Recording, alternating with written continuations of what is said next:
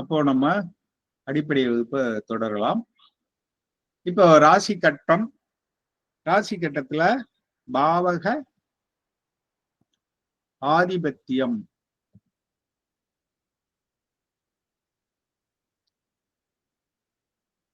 இப்ப இதுதான் லக்னம் அப்படின்னு வச்சுக்கிறோம். லக்னம்னு வச்சுக்கிட்டோம்னா உறவு என்ன? இது ஜாதகர்.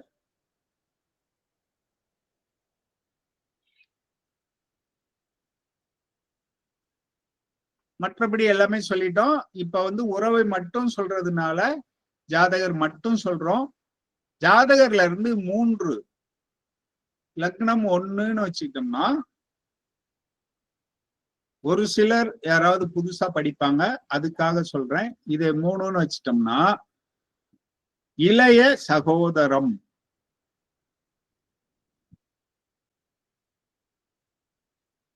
இம்மு போட்டுக்கிறேன் பாருங்க. அப்போ தம்பியாக இருக்கலாம், தங்கையாக இருக்கலாம். அடுத்து 4 இது தாய். 2 சொல்லலையே சார்னா முக்கியமான உறவு சொல்லிட்டு வருவோம். அதுக்கப்புறம் நீங்க எடுக்கலாம் அல்லது நீங்க கேளுங்க எந்த உறவுன்னா அது எப்படி எடுக்கிறதுன்னு நம்ம போவோம். 5 புத்திரம். குழந்தைன்னு சொல்லுவோம், இருந்தாலும் புத்திரம் முதல் குழந்தையை குறிக்கும். இது குழந்தைன்னு போட்டாலும் சரி. ஜாதகரின் குழந்தை, ஜாதகரின் முதல் குழந்தை. 7ல வாழ்க்கை துணை என கணவன் மனைவி அப்படின்னு ஞாபகம் வச்சுக்கிறத விட வாழ்க்கை துணை இல்ல கணவன் மனைவின்னு ஞாபகம் வச்சிட்டாலும் சரி. உறவுகள்ல தான் சொல்றேன், அதுக்கப்புறம் அது நிறைய வரலாம். கணவன் அல்லது மனைவியை குறிக்கும். ஆண் ஜாதகமா இருந்தா அதுக்கு மனைவியை குறிக்கும், பெண் ஜாதகமா இருந்தால் கணவனை குறிக்கும். 8 9 தந்தை. இதுதான் உறவுல ரொம்ப முக்கியமானது. மூத்த சகோதரம் அப்படிங்கிறது எங்க வரும்னா, நான் இப்ப இந்த வரிசையில வர போறது இல்ல. இப்ப என்ன சொன்னோம்? ஜாதகர்ல இருந்து 1 2 3 வலஞ்சுழியாக வந்தால் அது இளைய சகோதரம், அதாவது இந்த ஜாதகருக்கு அடுத்த குழந்தை. அப்போ முன்னோக்கி இடஞ்சுழியாக போனோம்னா 1 2 3ன்னு வந்தோம்னா இது 11ஆம் பாவமாக இருக்கும் வலஞ்சுழியா வரும்போது. அப்ப இது மூத்த சகோதரம். மூத்த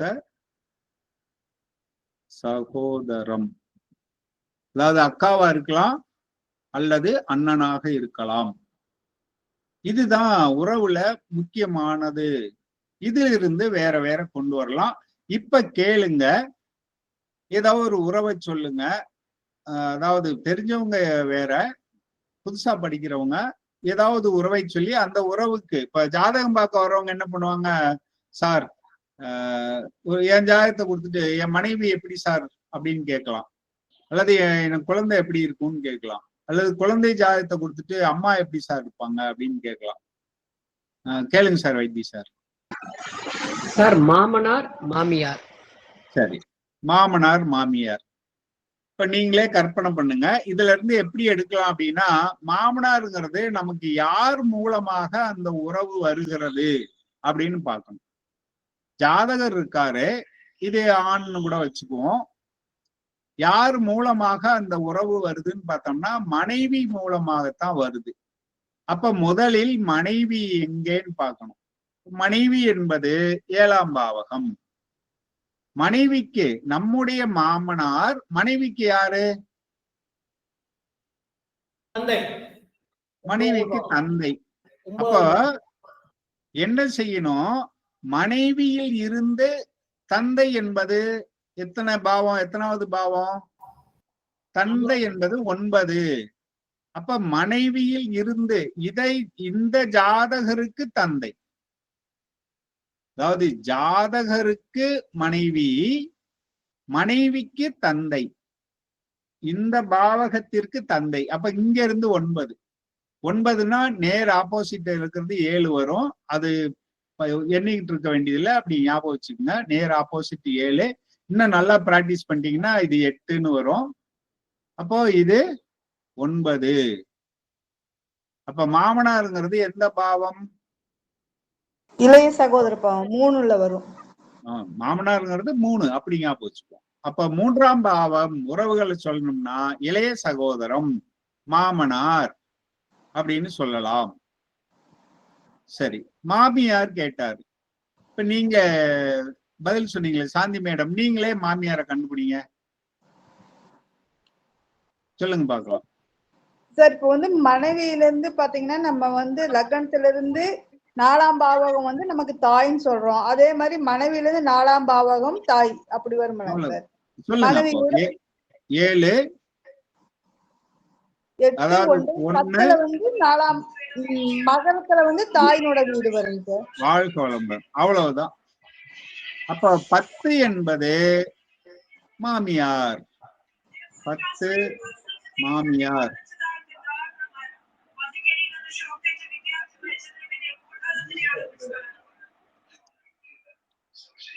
சரியா? வேற யாரையாவது கேளுங்க.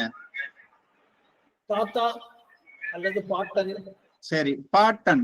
பாட்டன்ங்கிறது என்ன வரும்? மேடம் மியூட் பண்ணிக்கங்க, மைக்க மியூட் பண்ணிக்கங்க. பாட்டன் எப்படி வர போகுது? முதல்ல யார் மூலமாக அந்த உறவு வந்ததுன்னு பார்க்கணும். அப்பா மூலமா அந்த உறவு வரும். ஜாதகனுடைய தந்தை, தந்தைக்கு தந்தை. பாட்டாங்கிறது தந்தையின் தந்தை. அப்ப தந்தையில இருந்து 9 போகணும். இங்க இருந்து 7 கடகத்துல வருங்க சார். 8 9. நல்லா பாருங்க எங்க வரும்ட்டு. சிம்மம் 5வது. இதுதான் தந்தை. தந்தையிலிருந்து 7 8 9, தந்தைக்கு தந்தை. அப்ப பாட்டா என்பது 5, குழந்தை பேரனும் 5. பாட்டா மாதிரியே இருக்காண்டா, தாத்தா மாதிரியே இருக்கான்னு சொல்றோம் இல்லையா? அதனாலதான் தாத்தாவுடைய அதாவது பாட்டாவுடைய சொத்து பேரனுக்கு தான் சொல்றது. சரியா? அப்ப 5 என்பது முதல் குழந்தையையும் குறிக்கும், பாட்டாவையும் குறிக்கும். முதல் குழந்தையும் குணம் மற்ற இதெல்லாம் ஏறத்தாழ பாட்டாவை போலவே அமையும் வாழ்க்கை முறைகள் என ஜாதக அமைப்பு அப்படி காட்டும். ஏறத்தாழ அப்படி இருக்கும். இப்ப தாத்தா அதாவது அம்மாவுடைய அப்பா. அப்ப 4ல இருந்து 9 எடுக்கணும். 4 இங்க இருந்து 8 9. சரியா? அம்மாவுடைய அப்பா என்பது 4ல இருந்து 9 போகணும். அப்ப இங்க இருந்து இங்க எண்ணீங்கன்னா 8, இது 1 9. இல்ல நான் சொன்ன மாதிரி இது அம்மாவில இருந்து 7 8 9 இப்படி வச்சுட்டாலும் சரி. அப்ப இது என்ன பாவகம்? 12ஆம் பாவகம். 12ஆம் பாவகம் யாரை குறிக்குது? அம்மாவின் அப்பாவை குறிக்குது. இப்ப 2 பேரையும் எப்படி நம்ம தாத்தான்னு சொல்ல முடியும்? அம்மாவின் அப்பா 12, அதாவது தாத்தா. பாட்டாதான் 5. அதனால 2 பேரையும் தாத்தா என்று சொல்வதை முடிந்த அளவுக்கு தவிர்க்கலாம். ஆனா சமுதாயத்துல இப்ப பழக்கம் வந்துருச்சு. அது ஏதோ பாட்டாங்கிற வார்த்தை கௌரவ குறைச்சலான வார்த்தைங்கிற மாதிரி எல்லாரையும் தாத்தான்னு, இந்த ஆங்கிலத்துல சித்தப்பாவையும் அங்கிள்னு சொல்லுவாங்க, மாமாவையும் அங்கிள்னு சொல்லுவாங்க. அது மாதிரி இப்ப 2, அது மாமா மச்சன உறவு தாத்தா என்பது. நீங்க பாருங்க, இந்த மாமா மச்ச உறவு எல்லாமே 2ஆம் இந்த 10ல வரும் பாருங்க அதிகபட்சம். தாய் எங்க வீட்டு அப்பாவுக்கு என்ன முறையில் வரும்? அப்பா எல்லாம் பங்காளி உறவு, தாய் என்பது மாமச்சம் வீட்டுல எடுத்தது. சரியா? மாமியார் பாருங்க, அவங்க இரட்டைப்படையில வர்றாங்க, அவங்க மாமச்சன வீட்டுல இருக்காங்க. நீங்க பங்காளிகள் பாருங்க, 3 5 பாட்டா வர்றாரு. இங்க 12 பாத்தீங்கன்னா இரட்டைப்படை, அது மாமச்சன வீடு, ஏன்னா தாத்தா வீடு. மாமாவுடைய அப்பா. ஓரளவுக்கு 1, 2 வித்தியாசம் வரலாம். இது தந்தையும் 9ல வருது பாருங்க. அப்ப 1, 5, 9, 11, 3, 7 வந்துருச்சுன்னா அது நம்ம வீட்டுக்கு வந்துச்சுன்னா நம்ம வீட்டு பொண்ணு ஆயிடுது இல்லையா? அப்போ ஒற்றைப்படை எல்லாமே பங்காளியாகவும், இரட்டைப்படை எல்லாம் ஏறத்தாழ மாமன் மைத்துனராகவும் வருகிறது அப்படிங்கிறத ஒரு புரிதலா வச்சுக்கலாம். அப்ப இதுல இருந்து நம்ம ஒரு சமுதாய அமைப்பையும், அங்க இருந்து நம்ம என்ன புரிஞ்சுக்கணும், யார்கிட்ட என்ன வாங்கிக்கணும், என்ன வாங்கி கொள்ள கூடாது அப்படிங்கிறதையும் புரிஞ்சுக்கலாம். அந்த அமைச்சு கொடுத்துருக்காங்க பாருங்க, கரெக்டா வர்ற மாதிரி எப்படி எல்லாம் அமைச்சிருக்காங்க. அந்த ராசி கட்டம், அதுல உறவுகள். தாய் மாமன் பொதுவாக 5 அப்படின்னு எடுப்பாங்க. பொதுவாக மாமன் அப்படின்னா இது எல்லாரையும் குறிக்கும். இது கொஞ்சம் உயர்நிலை. நான் ஏன் மாமன் இதுவரையிலும் சொல்லலைன்னா அதுக்கு காரணம், இப்ப இத பேசிக் இதுவரையிலும் சொன்னது பேசிக். ஏன்னா இதுல எந்த குழப்பமும் இல்லை. இதுல எல்லாம் எந்த குழப்பமும் இல்லை. இப்போ மாமா என்பது பொதுவாக மாமா, ஒருத்தருக்கு வந்து மாமா இருப்பாரா, மாமா நல்லா இருப்பாரான்னு கேட்டா நீங்க 5ஆம் பாவத்தை பார்க்கணும். அது தாய் மாமனை குறிக்கும். தாய் மாமன் தான். மாமன்னா 2 வகை உறவு வரும். அத்தை வீட்டுக்காரரும் வருவாரு, அம்மாவுடைய சகோதரனும் வருவாங்க. இங்க 5 என்பது அம்மாவுடைய சகோதரனை தான் குறிக்கும். அது பொதுவாக 5 மாமன் இருந்தாலும் 5 மாமனும் எல்லாரும் எப்படி இருப்பாங்கன்னு ஆவரேஜா சொல்லக்கூடியது. மாமன் உறவு எப்படி இருக்கும் என்பது காட்டுவது 5ஆம் பாவகம். ஆனா தாய் என்பது 4. தாய்க்கு தம்பினா அங்க இருந்து என்ன வந்துடணும், தாய்க்கு இளைய சகோதரம் அப்படின்னா தாயில இருந்து 1, 2, 3ன்னு வரணும் இல்லையா? 3 பாவம் தள்ளி வரணும். ஏன்னா சகோதரம் என்பது 3ஆம் பாவம். இப்ப தாய் அப்படின்னா தாயில இருந்து 3ஆம் பாவம் தாயின் இளைய சகோதரம். அப்ப தாய் மாமா அம்மாவின் தம்பி அப்படின்னா 6ஆம் பாவம். அம்மாவின் அண்ணன் அப்படின்னா 2ஆம் பாவம். இதுவரையில 2ஆம் பாவம் நம்ம கொடுக்கவே இல்லை பாருங்க. இங்க மாமன் மைத்துனன் என்பது இங்கேயும் பாருங்க 2 வந்துருச்சு, இங்க 6 வந்துருச்சு. இரட்டைப்படையா வந்துருச்சா? அவருடைய தம்பி அல்லது தங்கைன்னு வந்துச்சுன்னா அது என்ன வரும்? 8ன்னு வரும். அம்மாவின் தம்பி, அதுக்கு அடுத்த தம்பி அல்லது சித்தியா இருந்தாலும் சரி. இது தாய். 6 வந்து சித்தியையும் குறிக்கும். சித்தி. பெரியம்மா 2 வந்து பெரியம்மாவையும் குறிக்கும். பெத்தம்மா. இப்படி யாருக்கு கேட்டாலும் சொல்ல முடியும்.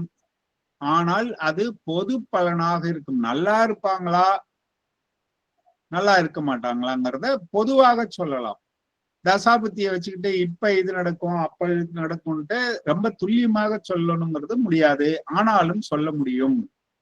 50% குறையாமல் அவங்களுக்கு பலன் சொல்ல முடியும். வசதியா இருப்பாங்களா இருக்க மாட்டாங்களா, உடல் நலம் நன்றாக இருக்குமா இருக்காதா, இந்த மாதிரி பொது பலன்களை சொல்ல முடியும். கேளுங்கய்யா. ஐயா, தாயோட மூத்தவங்க அப்ப 2ஆம் பாவத்துல தானே ஐயா வரும்? 6ல சொல்றீங்க இல்லையா? இல்ல, தாய்க்கு இளையது 6ல வரும், தாய்க்கு மூத்தது 2ல வரும். அத மாமனை இங்கதானே சொன்னோம். இங்க ஒரு மாமன் சொன்னோம், இங்க ஒரு மாமன் சொன்னோம். 6ல தாய்க்கு அடுத்த மாமன், அதாவது தாய்க்கு அடுத்த தம்பி இருந்தா அல்லது தங்கை சித்தி இருந்தாங்கன்னா அவங்க 6ல வரும். சித்தியும் இளைய மாமனும் 6, மூத்த மாமனும் பெரியம்மாவும் 2. நம்மளே கொண்டு வரலாம். 2 ஏன்னா ஒரு டவுட் வந்துருச்சுங்கய்யா. அது தாயில இருந்து 11வது பாகம் 2 அப்படின்னு சொல்லிட்டுலாம் மூத்த சகோதரம். அதான் அதேதான். மூத்ததுங்கிறப்ப நான் இப்படி கொண்டு போறேன், நீங்க 11ன்னு என்னன்னீங்கன்னா இப்படி வரும். அவ்வளவுதான், இப்படி வரும். அதுதான் ஏன் 2 போர்ஷன் நம்ம கான்செப்ட் அப்படின்னா இந்த பக்கம் தள்ளுனா 3 தள்ளுனா சகோதரம், இங்கிட்டு தள்ளினீங்கன்னா இளைய சகோதரம், இங்கிட்டு தள்ளினீங்கன்னா மூத்த சகோதரம். அவ்வளவுதான். எப்படி வேணாலும் ஞாபகம் வச்சுக்கலாம். புரியுற மாதிரி நமக்கு எப்படி புரியுதோ அப்படி ஞாபகம் வச்சுக்கலாம். வாழ்க்கை வளமுடன். அப்போ தாய்மாமன் பொது பலன் பாத்தீங்கன்னா 5ஆம் பாவம் பார்க்கணும், புதனை பார்க்கணும். காரகம்னு வந்துட்டா. அடுத்து அப்படி கிரகங்களை சொல்றேன். இன்னும் ஒண்ணு மட்டும் உயர்நிலையா, இப்ப மாமனை பத்தி சொன்னோம் இல்லையா, தந்தையை பற்றி சொல்லணும். இது ஒரு சிலர் மட்டும் கேள்விப்பட்டிருக்கலாம், நிறைய பேர் கேள்விப்பட்டிருக்க முடியாது. பழைய புத்தகங்கள் ஃபாலோ பண்றவங்க அவங்களுக்கு தெரிஞ்சிருக்கும்.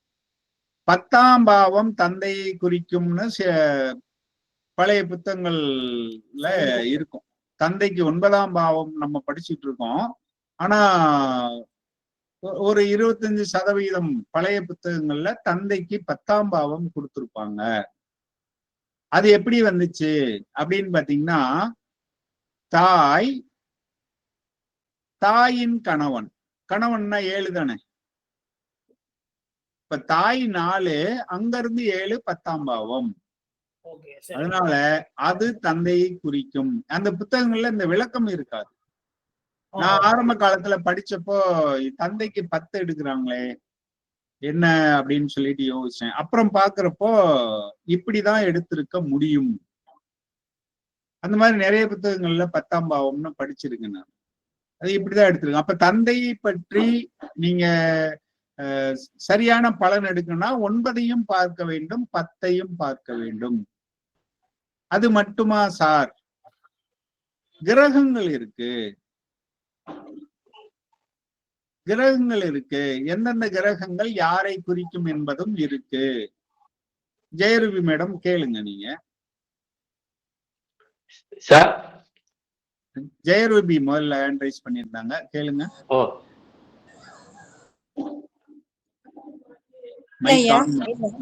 கேளுங்க கேளுங்க.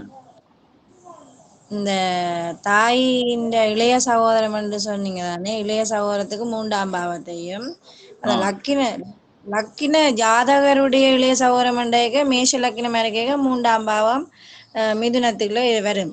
மேஷ லக்கினமா இருக்கும். மூத்த சகோதரம் என்று பார்க்கும்போது இடஞ்சுழியா வரைக்குள்ள மகரத்து கும்பத்துல வரும். மூத்த சகோதரம் லக்கினமா இருக்கும்போது மூத்த சகோதரம் 11 ஞாபகம் வச்சுங்க. அது எப்படி புரிஞ்சுக்கிட்டாலும் சரி.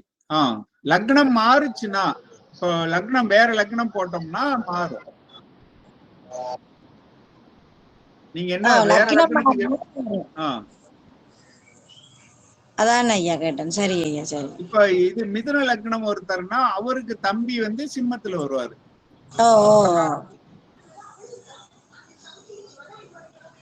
மூத்த சகோதரம் மேசத்துல மூத்த சகோதரம். நன்றி ஐயா, நன்றி. அந்த தலை சரி, ஓகே. ஐயா நீங்க கேளுங்கய்யா, நீங்க என்ட்ரேஸ் பண்ணிருந்தீங்க. சார் இரண்டாவது மனைவி, இரண்டாவது மனைவியில தான் நிறைய கருத்துக்கள் இருக்கு. மெஜாரிட்டின்னு கூட சொல்ல முடியாது. 50% என்ன பண்றாங்கன்னா 11ஆம் பாவகம் எடுத்துக்கிறாங்க. அதுல ஒரு தத்துவம் இருக்கு. 11ஆம் பாவகம் எப்படின்னா, நம்ம இதுக்கு முன்னாடி அடிப்படை வகுப்புல சொல்லியிருக்கோம். அது உண்மையான புரிதல் என்ன அப்படின்னு பாத்தீங்கன்னா, உறவு தான். ஒரு ஆண் பெண் உறவு, அந்த உறவை அல்லது சேர்க்கையை குறிப்பதுதான் 7ஆம் பாவம். ஆண்பால் பெண்பால் இணைதலை சொல்றோம். அப்போ அது ஆத்தரைஸ்டா சமுதாயம் ஏற்றுக்கொள்ளும் வகையில சேரும் பொழுது அத திருமணம் அப்படின்னு சொல்றோம். இப்ப 7 திருமணத்தை குறிக்குதுன்னா அதனுடைய திரிகோணங்களும் திருமணத்தை குறிக்க வேண்டும். திரிகோணங்கள் 3, 7, 11. சார் டிஸ்பிளேல போட்டு காமிச்சிருங்க சார், பிளாங்கா இருக்கு. இப்போ காலபுருஷனுக்கு இது 1 என்பதால நம்ம எப்போ மேசத்தை எடுக்கிறோம். 1 வந்து லக்னம்னு வச்சுக்குவோம். இப்ப 7 மனைவி அப்படின்னா இதனுடைய திரிகோணங்களும் மனைவியாகத்தான் இருக்கணும். இங்க இருந்து 1 2 3 4 5 1 5 9 திரிகோணம்னு சொல்லுவோம். அதாவது இந்த களத்திர பாவத்தின் திரிகோணம் இப்ப நான் சொல்றது. களத்திர பாவத்திற்கு களத்திர ஸ்தானத்திற்கு திரிகோணம்னு பார்த்தா அங்க இருந்து 5, அதாவது 7 8 9 10 11 இது 7னுடைய திரிகோணமா இருக்கும். அப்ப 11ன் திரிகோணம் பாத்தீங்கன்னா அங்க இருந்து 5 வரணும். அப்ப 3ன்னு வரும். லக்னத்திலிருந்து 3 அப்படின்னு வரும். அப்ப திரிகோணம் என்பது 7ன் திரிகோணங்கள் அப்படின்னா 3 7 11 3ன் திரிகோணம்னாலும் சரி. அப்ப இது மனைவி அப்படின்னா இதுவும் மனைவி தான் குறிக்கும். இப்ப வலஞ்சுழியாகத்தான் நம்ம வருவோம் பொதுவாங்கிறதுனால இது முதல் மனைவினா இது 2வது மனைவியை குறிக்கும். ஆனா அது 2வது மனைவியைத்தான் குறிக்க வேண்டும் என்ற அவசியம் இல்லை. நான் சொன்ன கான்செப்ட்ல பாருங்க, 2வது உறவு மனைவியை தவிர மற்றொரு பெண்ணின் உறவுன்னு எடுக்கலாம். அது மனைவியாகவும் வரலாம், மனைவி அல்லாமலும் இருக்கலாம். அதனால சில குருநாதர்கள் என்ன பண்ணுவாங்கன்னா அத வந்து கள்ளத்தொடர்பு அப்படின்னு எடுப்பாங்க. 11 கள்ளத்தொடர்பு. அது எப்ப கள்ளத்தொடர்பா மாறும், எப்ப வந்து உண்மையான உறவாக மாறும்? தொடர்புக்கும் உறவுக்கும் வித்தியாசம் வருது இல்லையா? ஆத்தரைஸ்டா அது வந்து சுபத்துவமாக இருந்தால் அப்ப அது வந்து 2வது மனைவி. ஆனா வேறுபடுத்தணும் இல்லையா? ஏன்னா சிலர் வந்து என்ன சொல்றாங்க 11 2வது மனைவின்றாங்க. சில வகுப்புல பாத்தீங்கன்னா 2வது உறவு, அதாவது முறையற்ற உறவு அப்படிங்கிற வார்த்தையை பயன்படுத்துவாங்க. இப்ப எப்ப அது முறையற்ற உறவாகும்? இப்ப இந்த கான்செப்ட் எடுத்துட்டீங்கன்னா திரிகோணம் அப்படிங்கிற கான்செப்ட் எடுத்துட்டீங்கன்னா 7 11 3 இது 3ம் திரிகோணங்கள். அப்ப 3மே ஒரு ஆணுக்கு வந்து பெண்ணுடைய உறவையும் ஒரு பெண்ணுக்கு ஆணுடைய உறவையும் குறிக்கும். அதனாலதான் திருமணம் வந்து எப்ப நடக்கும்னு கேட்டா 7ஆம் பாவ அதிபதி திசையில் நடக்கலாம், 11ஆம் அதிபதி திசையில் நடக்கலாம், 3ஆம் அதிபதி திசையில் நடக்கலாம்னு சொல்லுவோம். 3 திசையிலுமே முதன்மையாக இந்த 3 காம்பினேஷன் அவசியம் வரணும்பாங்க. ஏன்னா இது உறவைத்தான் குறிக்குது, திருமணத்தை குறிக்கவில்லை. இப்படி சொன்னா ஏத்துக்க மாட்டாங்க. என்ன ஃபாலோ பண்றவங்களுக்கு நான் உண்மையை சொல்லணும், நான் புரிஞ்சுக்கிட்டதை சொல்லணும்னு நினைக்கிறேன். 7 நடக்குதுன்னா அது சில சூழ்நிலைகளை அவங்களுக்கு கல்யாணம் ஆகாம இருக்கலாம், ஆனா அந்த தொடர்பு ஏற்பட்டு இருக்கும். அதை வந்து அது காட்டும். அது நம்ம வந்து அனுபவத்துல பாத்தீங்கன்னா தெரிஞ்சுக்கலாம். 7ஆம் அதிபதி தசை நடந்துட்டு இருக்கும், எல்லாம் நல்லா இருக்கும், திருமணம் மட்டும் ஆயிருக்காது, அதுக்கு ஏதோ ஒரு குறை மட்டும் இருக்கும். அப்போ ஏதோ ஒரு வகையில ஒரு உறவு, எதிர்பாராத ஒரு சந்திப்பு, ஒரு சூழல் அமைஞ்சிருக்கலாம். அப்போ உறவை குறிக்கும். அது நல்லபடியா இருக்கும் பொழுது அது மனைவியாக அல்லது கணவனாக மாறும். உறவு அது கணவனாகவோ மனைவியாகவோ அல்லது வாழ்க்கை துணையாகவோ, பொதுவாக வாழ்க்கை துணையாகவோ மாறும். இப்ப இது முதலில் ஏற்படுகின்ற வாழ்க்கை துணை. இது கெட்டு போய் இது நல்லா இருந்தா, நல்லா பாருங்க, 7 கெட்டு போச்சு. இது கொஞ்சம் அட்வான்ஸ்டு, பேசிக்னு சொல்லிட்டோம். சார் கேட்டாரு, இருந்தாலும் அப்ப அதை சொல்ல வேண்டிய இடத்துல இருக்கேன். அப்ப எப்ப இது வந்து மனைவியாக மாறும், எப்ப அது கள்ள தொடர்பாக மாறும்னா இது கெட்டு விட்டது. கெட்டு விட்டதுன்னா அதுக்கு நிறைய பொருள் இருக்கு. அதாவது என்னுடைய ஆயுள் பங்கம் ஆயிட்டுது அப்படி மட்டும் எடுத்துக்கோ. நிறைய ஆய்வு செஞ்சா இதை மட்டுமே இந்த வகுப்புக்குள்ள எடுக்க முடியும். இப்ப இதுக்கு ஆயுள் பங்கம் இருக்கு, அல்லது 6 தொடர்பு வருகிறது. 6னா ஒரு பாவகத்திற்கு 12ஆம் பாவகம், அதுல இருந்து விடுதலை அல்லது அதை இது பண்ணுதுன்னு அர்த்தம். அப்போ 7ஆம் பாவம் 6 தொடர்பு அப்படின்னா 7ஆம் அதிபதி போய் 6ல இருக்காருன்னு வச்சுக்கோங்க. அந்த வீட்டுக்கு அது 12க்கு போயிடுச்சு. அப்ப என்ன அர்த்தம்? விவாக ரத்துன்னு அர்த்தம். இது விவாகம். அங்க இருந்து 12ங்கிறது அதுல இருந்து விடுதலை அல்லது விரயம். விவாகம் விரயம் ஆயிடுச்சுன்னா விடுதலை, அல்லது விவாகம் ரத்தாகிவிட்டது. அப்ப 7, 6 தொடர்பு வந்தால் விவாக ரத்து. அப்ப 7 வந்து விவாகரத்து ஆயிடுச்சு, 11 தொடர்பு வருதுன்னா இது உண்மையிலேயே நம்ம தப்பாலாம் சொல்ல வேண்டிய அவசியம் இல்லை. இது ஒரு உறவு, ஒரு பெண்ணுக்கு ஆணின் உறவு அல்லது ஆணுக்கு பெண்ணின் உறவு. இது நல்லா இருக்குன்னா மனைவி இருக்குது, இது கெட்டு போயிருக்குன்னா இது தவறான உறவு ஆயிடுது. அப்போ இது வந்து 6க்கு போயிடுது, அதாவது விடுதலை அடைஞ்சிருது, இது சுபத்துவமாக இருக்கு அப்படின்னா அப்போ இது 2வது மனைவியை குறிக்கும், மறு திருமணம் வைக்கலாம், மறு திருமணத்தை குறிக்கும் அப்படின்னு எடுத்துக்கலாம்.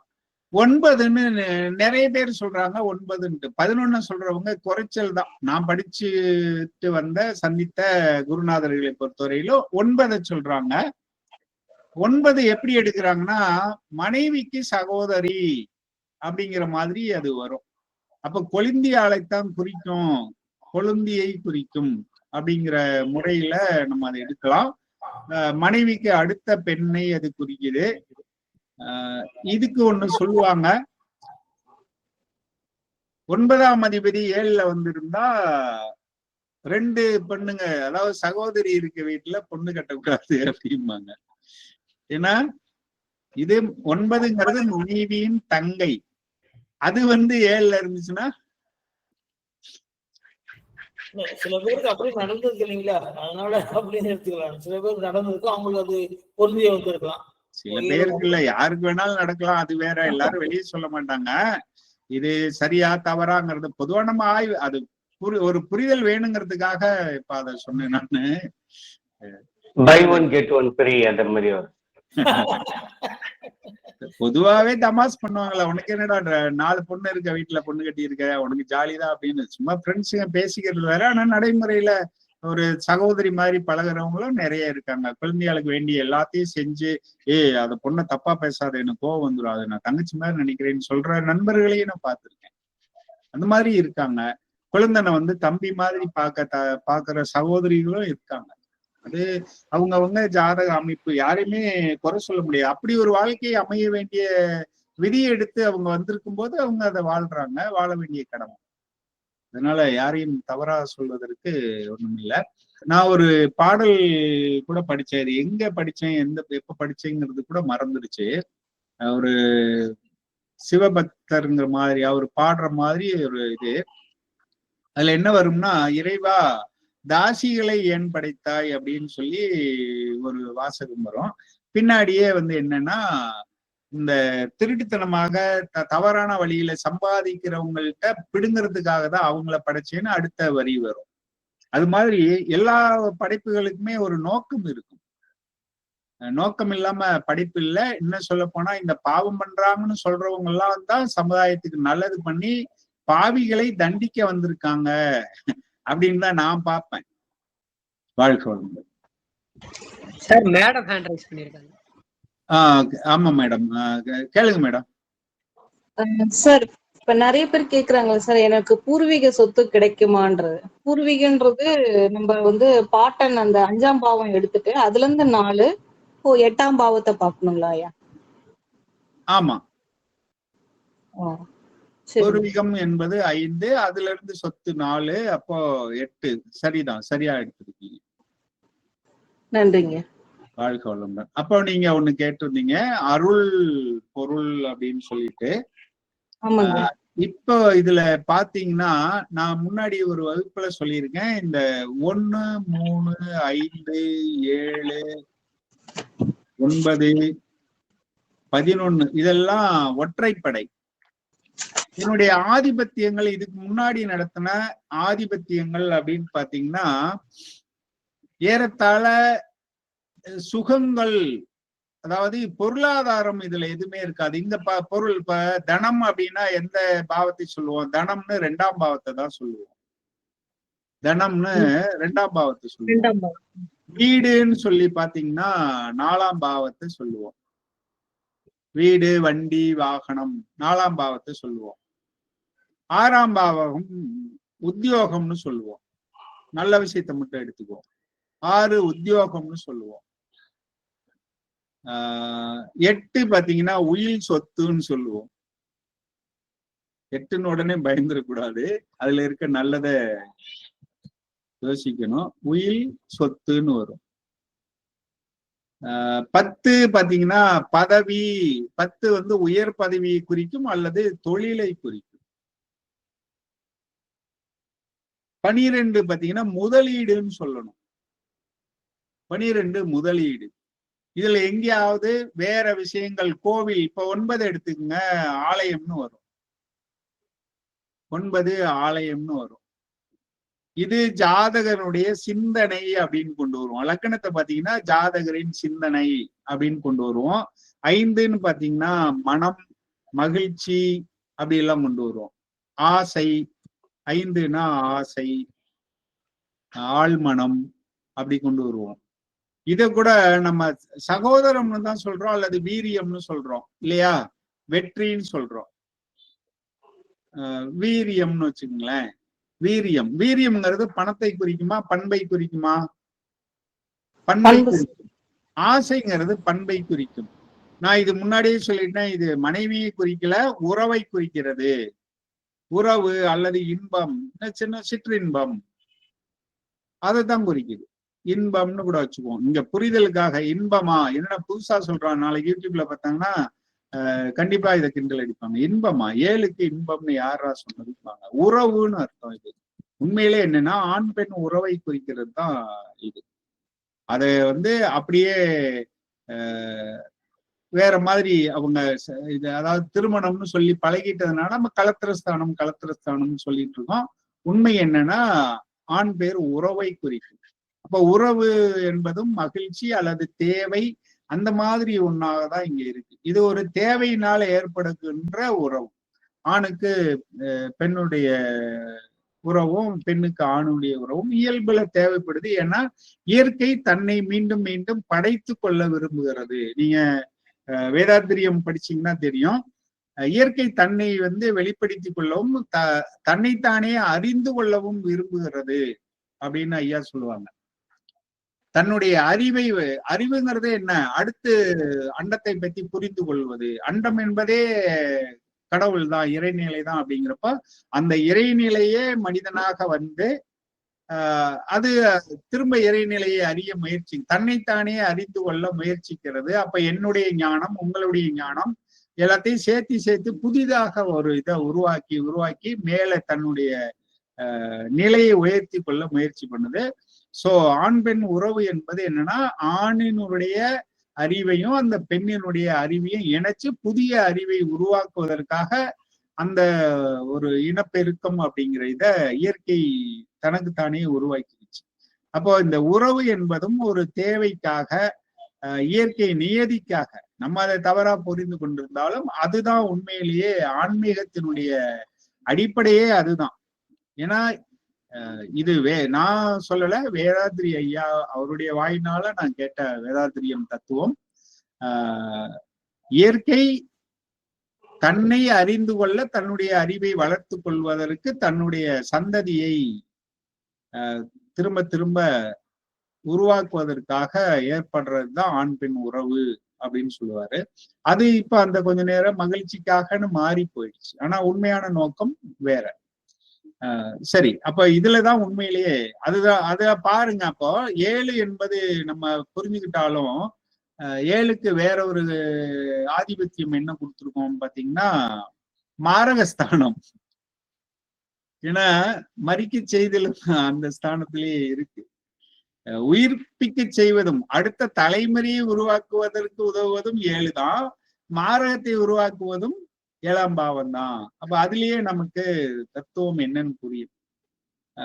9 பாத்தீங்கன்னா வந்துருச்சு. 11 பாத்தீங்கன்னா பேராசை, மகிழ்ச்சி அப்படின்னு வரும். பேராசை இங்க எங்கேயாவது பொருள் சார்ந்து வந்திருக்கான்னு பாருங்க. எந்த இதுலயாவது ஒற்றைப்படை பாவங்கள்ல எங்கேயுமே பொருள் சார்ந்து எதுவுமே இருக்காது. அதனால இதெல்லாம் அருள், அதாவது பண்பு. லாங்குவேஜ்ல சொன்னா அட்ஜெக்டிவ்னு சொல்லுவோம் இல்லையா? ஆமாங்க, அட்ஜெக்டிவ் இங்கிலீஷ்ல. மத்த இதெல்லாம் பாத்தீங்கன்னா இதெல்லாம் அட்ஜெக்டிவ் இல்ல, இது சப்ஜெக்ட் அல்லது ஆப்ஜெக்ட் அப்படி வந்துடுது. 2, 4 4 பாத்தீங்கன்னா வீடு, வாகனம், வண்டின்னு வந்துருது. 6 பாத்தீங்கன்னா உத்தியோகம், 10 இப்படி வந்துருது. அப்ப இரட்டைப்படை எல்லாமே பொருளாதாரம் சார்ந்தது. அப்படி சொல்லும் போது சில ஜோதிடர்கள் அல்லது ஜோதிட குருமார்கள் என்ன செய்யறாங்க அப்படின்னா, வெற்றினா உங்களுக்கு இரட்டைப்படை பாவங்கள் செயல்பட வேண்டும் அப்படின்னு சொல்றாங்க. அது வெற்றிங்கிறத நீங்க எப்படி எடுத்துக்கிறீங்கன்றத பொறுத்ததுதான். இப்ப எனக்கு வெற்றி என்பது என்னன்னா, நான் என்னுடைய பிறவியின் நோக்கத்தை அடைய வேண்டும், அதாவது முக்தி அடைய வேண்டும், அல்லது இந்த இயற்கையை என்னை நான் புரிந்து கொள்வதுதான் வெற்றின்னு நான் நினைக்கிறேன். அப்ப எனக்கு அருள் பாவங்கள், அருள் அணி செயல்பட்டால் அது வெற்றின்னு நான் நினைக்கிறேன். இப்ப நான் பார்த்த ஒரு வீடியோ அப்படின்னு அது அனுப்பிச்சாங்க, நான் அதை சொல்லல. ஒருத்தர் எனக்கு ஒரு வீடியோ அனுப்புறாங்க, அதுல பாக்குறேன். அதுல அவர் என்ன சொல்றாரு அப்படின்னு சொன்னா, இரட்டைப்படை பாவங்கள் தான் அருள், அதாவது வெற்றியை தரும் அப்படின்னு சொல்றாரு. அப்போ பொருளாதாரத்தை பொருளை ஈட்டுவதுதான் வெற்றி அப்படின்னு வரையறை பண்ணிட்டீங்கன்னா உங்களுக்கு அது வெற்றி. ஆனா நோக்கம் என்ன? நோக்கத்தை அடைவதுதான் வெற்றி. நான் என்ன எதிர்பார்க்கிறேனோ அதை அடைவதுதான் வெற்றி. அப்ப ஒற்றைப்படை தான் வெற்றியை தரும், இரட்டைப்படை தான் வெற்றியை தரும் என்று எதுவும் கிடையாது. அப்போ சரியா சொன்னா, சரியாக பார்க்கணும் அப்படின்னா இதை எப்படி பார்க்கலாம்? 9ஆம் அதிபதியும் 10ஆம் அதிபதியும் சேர்ந்து இருந்தா என்ன சொல்றீங்க அந்த யோகத்தை? தர்ம கர்மாதிபதி யோகம். தர்ம கர்மாதிபதி யோகம்னு சொல்றீங்க. அங்க பாருங்க, ஒரு அருளணியும் ஒரு பொருளணியும் சேர்ந்துட்டாதான் அது ஒரு பெரிய யோகம்னு சொல்றோம். அப்போ நீங்க இரட்டைப்படையா மட்டும் சேர்ந்து இருந்தாலோ அல்லது ஒற்றைப்படையா மட்டும் இருந்தாலோ அது ஒரு வெற்றியை தருமா அப்படின்னா இல்லை. கண்டிப்பாக ரெண்டும் சேருவதுதான் ஒரு வெற்றியாக இருக்க முடியும், முழுமையான வெற்றியாக இருக்க முடியும். ஏன்னா இப்போ 2ங்கிறது பாத்தீங்கன்னா எங்கேயாவது இப்ப 6 எடுத்தீங்கன்னா நோயின்னு வரும், பொருள் சேர்த்தா உத்தியோகம் வந்தா நோய் வரும், அது தவிர்க்க முடியாது.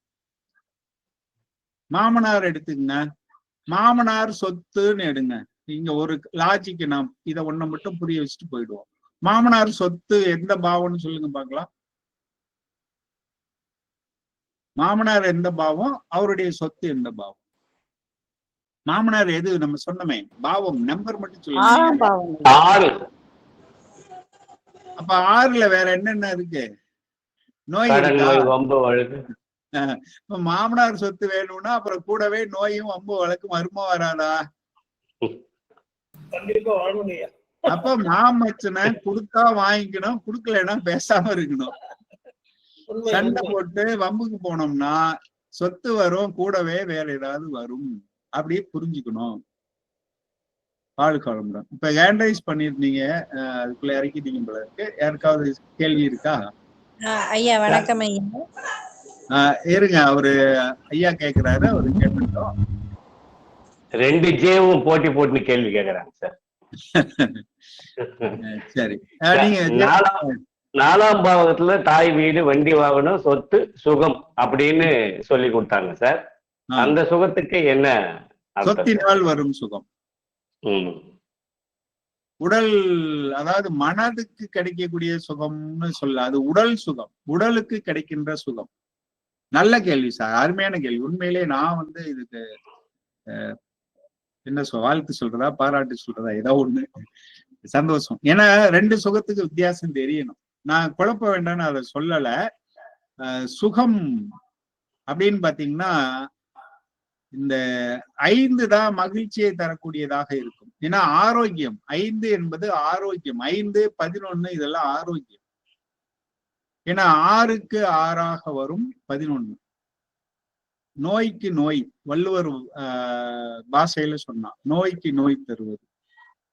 இந்த 5 ஆரோக்கியத்தை குறிக்கும், 11 ஆரோக்கியத்தை குறிக்கும். ஆரோக்கியமா இருக்கிறது தான் சுகம். நீ அதுக்கு கதையை சொல்ல போனா நம்ம தெனாலிராமன் கதை நிறைய சொல்லலாம். பேதி மருந்தை கொடுத்துட்டு இப்ப சொல்லியா எது சுகம்னு அப்படின்னு கேட்பான். ஆமாங்க, சூப்பர். இல்லையா? ஆனா பொதுவா 4வது வந்து சொத்து சுகம் அப்படி ஜெனரலா பேசும்போது சொத்து சுகம் சொல்லிடுறாங்க 4வது பாகத்துக்கு.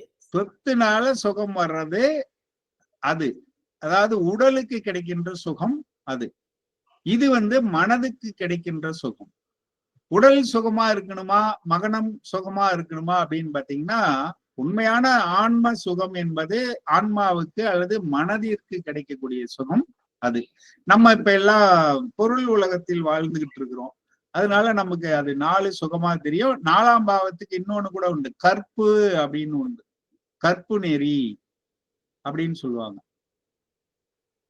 4 அதையும் 4 வச்சு கற்பையும் முடிவு பண்ணுவாங்க. அது ஆணாக இருந்தாலும் சரி, ஏன்னா கற்பு என்பது 2 பேருக்கும் பொதுவாகனதுதான். நம்ம மட்டும் வேணா பேசுறது, பெண்களுக்கு மட்டும் கற்பை பத்தி பேசுவோம், ஆண்களுக்கு கற்பை பத்தி பேசுறது இல்லை. அதனால 4ஆம் பாவகம் கற்பு அப்படின்னு சொல்லியும் ஒரு இது உண்டு. அதிகபட்சம் பேர் அதை பத்தி சொல்றது இல்லை அந்த இடத்துல. அந்த சுகம் அப்ப 4ல கெட்ட அமைப்புகள் இருந்தா அப்போ அதுலயும் அதுதான் இப்ப என்ன சொல்றேன், உடல் சுகம் அப்படின்னு சொல்றேன். உடல் சுகம். அப்போ இந்த பாவக ஆதிபத்தியத்தை முடிச்சுக்கலாமா? இப்ப அருள் அணி பொருள் அணி அப்படிங்கிறத புரிஞ்சுக்குங்க. வெற்றிங்கிறது இரட்டைப்படை பாவங்கள் தான் தரும், பொருள் பாவங்கள் தான் தரும் அப்படின்றதுல எனக்கு மாற்று கருத்து உண்டு. ஏன்னா வெற்றிங்கிறது என்னன்னு முதல்ல முடிவு பண்ணிட்டு அதுக்கப்புறம் தான் இது எது கொடுக்கும் அப்படின்னு வரணும். எனக்கு மன மகிழ்ச்சியை தரணும், அப்படி ஆரோக்கியமா இருந்தாதான் மகிழ்ச்சி இருக்கும். நீங்க இரட்டைப்படை 6 என்பதை வச்சுக்கிட்டு 6 வட்டி பணம்னு சொல்லலாம். நிறைய வரும், வட்டி பணம் நிறைய வந்தா போதுமா, மனசு சந்தோஷமா இருக்க வேண்டாமா அப்படின்னு எல்லாம் பார்த்தோம்னா, அப்போ வெற்றி எது என்பது 2ம் கலந்து இருக்கிறது தான் சரியாக இருக்கும் என்பது அடியனுடைய கருத்து. முடிவு உங்கள்கிட்ட விட்டுறேன். இத வந்து இப்படிதான் சொல்லணும் சார் நீங்க அப்படின்னு சொல்லுவாங்க. அப்படின்னு எல்லாம் சொல்ல முடியாது. ஏன்னா ஒவ்வொருத்தருக்கும் ஒரு குறிக்கோள் இருக்கும். உதாரணத்துக்கு திருமண பொருத்தம் பார்க்கும்போது ஒருத்தருக்கு லக்னத்துல குரு இருக்கு, கண்டிப்பா ஏமாளியா தான் இருப்பாங்க. யாரு கேட்டாலும் கொடுத்துருவாங்க. கொஞ்சம் அல்லது லக்னத்தை குரு பாக்குது, என்னன்னா அவங்களுக்கு வந்து அவங்களுடைய மனம் எப்பவும் இலகிய மனமாக இருக்கும். பொதுவா திருமண பொருத்தம் பார்க்கும்போது என்ன சொல்லுவாங்கன்னா, லக்னத்துல குரு இருந்தா அதே மாதிரி லக்னத்துல குரு இருக்க மாதிரியே பாரு அப்படிம்பாங்க. இப்ப 2 பேருமே ஈனாவானவா இருந்தா அந்த குடும்பம் விளங்குமா அப்படின்னு ஒரு கேள்வி வரும். ஒருத்தராவது ஸ்ட்ரிக்டா இருக்கணுமா இல்லையா? நான் வந்து அப்படி பார்த்துதான் சேர்க்கணும்னு நான் நினைப்பேன். ஆனா கேட்டுக்குவேன், சார் இப்படிதான் சொல்றாங்க நிறைய பேரு, ஆனா நீங்க எப்படி சொல்றீங்க அப்படின்னு. இயற்கையை பாருங்களேன், இதெல்லாம் சொன்னா ஏத்துக்க மாட்டாங்க. இப்போ சிம்மத்துக்கு 7ஆம் பாவம் எது? கும்பம். அதிபதி யாரு? சனி பகவான். ஏங்க அவரு வந்து சனினாவே இன்ஃபீரியாரிட்டி காம்ப்ளெக்ஸ் அப்படிங்கிறோம். அவருக்கு போய் ஏங்க சூரியனை ஜோடியா சேர்த்துனாங்க? இப்ப கும்பத்துக்கு வந்து 7ஆம் பாவம் சூரியனை தானே வச்சிருக்கு, இயற்கையா வச்சிருக்காங்க.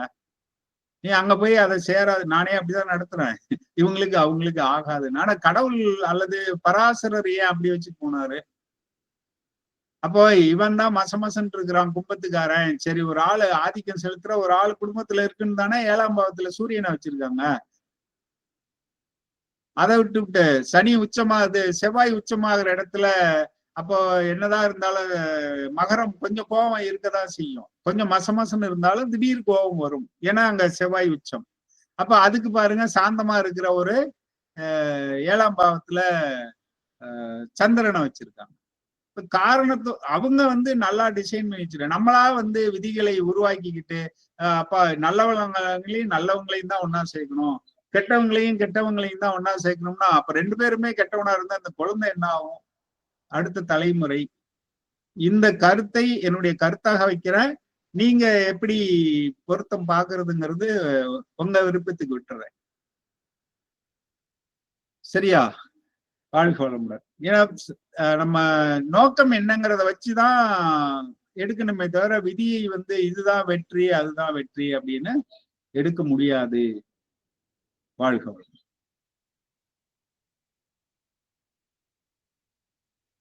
வேற கேள்விகள் இருக்கா? ஐயா ஒரு கேள்வி கேளுங்கய்யா. முதல் கொஞ்சம் கணவன் கேமரா ஆன் பண்ணலாமே, ஏன் எல்லாருமே கேமரா ஆஃப் பண்ணியே வச்சிருக்கிறீங்க? சில பேரு டேட்டா கம்மியா இருக்கும், அவங்க ஆஃப் பண்ணிக்கங்க, பரவாயில்ல. ஏன்னா டேட்டா செலவாகும் வீடியோ ஆன் பண்ணா. அது டெக்னிக்கலா நானே சொல்லிடுறேன்.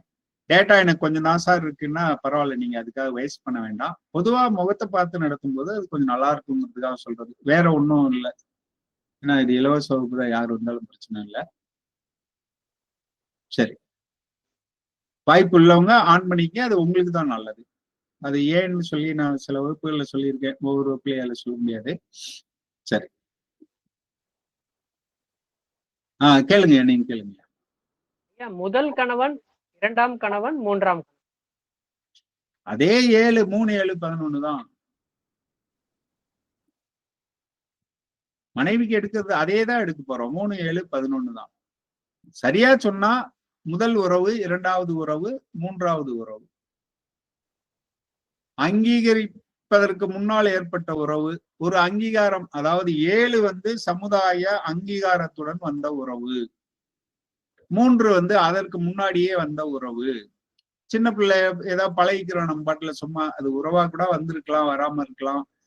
அந்த மாதிரி ஏதாவது ஒரு இது இருக்கலாம். அறியாத வயதில் வர்றது, அது 3. இது அறிந்து தெரிஞ்சே பண்ணா அது 11ன்னு எடுத்துக்க வேண்டியதுதான். அல்லது தேவைக்காக 7 மிஸ் ஆகி போயிடுச்சு அப்படிங்கிறப்ப 11. தேவைக்காக அல்லது தெரிந்தே செய்வது, தேவைக்காகவும் அல்லது தெரிந்தும் செய்வது 11.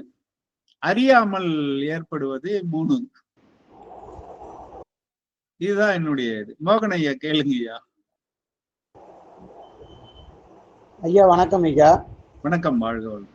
வணக்கம் ஐயா. இந்த வேதக நிலையில இந்த கிரகத்துக்கு இந்த கிரகம் வேதகம்ங்காங்கல்ல, அது எதை வச்சு அதை பிரிக்காங்க ஐயா? சில கிரகத்துக்கு நட்பு கிரகத்தையும் வேதகமா சொல்லுதாங்க, சில கிரகத்துக்கு இப்போ பகை கிரகத்தையும் சொல்லுவாங்க.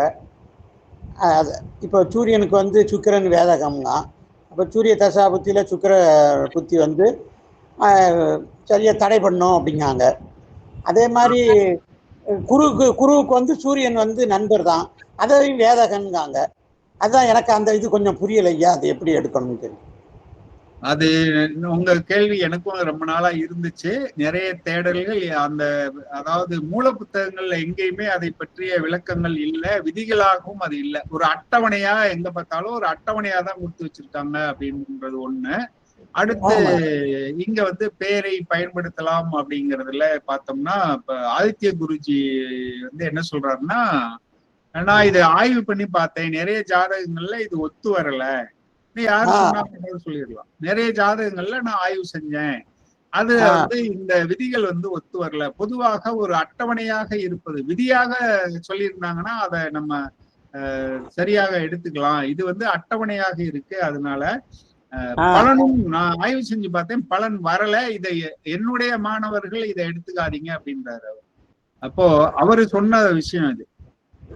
நான் ஆய்வு செஞ்சு பார்த்தேன், அந்த விதிகள் பொருந்தி வரல. அதனால என்னுடைய மாணவர்கள், பொதுவா சொன்னா என்ன எல்லாரும் திட்டுறாங்க, அதனால என்னுடைய மாணவர்கள் அதை கண்டுக்காதீங்கன்னு சொல்லியிருக்காரு.